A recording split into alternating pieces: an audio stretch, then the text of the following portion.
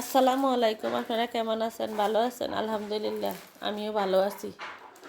আজকে রান্না করলাম শুক্রবারের দিন।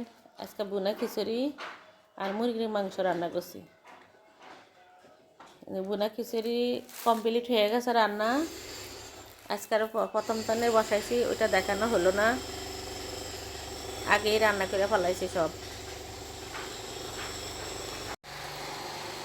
তারপরে যে মুরগির মাংস আগেই বসিয়ে দিছি, কষানো হয়ে গেছে, সব মশলা দিয়ে বসিয়ে এলাইছি, কষানো হয়ে গেছে। এখন একটু পরেই পানি দিয়ে দিব, গরম পানি দিব।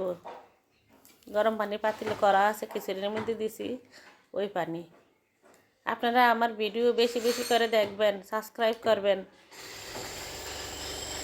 লাইক দিবেন। আমরা নতুন একজনের পাশে আরেকজনে থাকবো। এই যে পানি দিয়ে দিলাম, গরম পানি।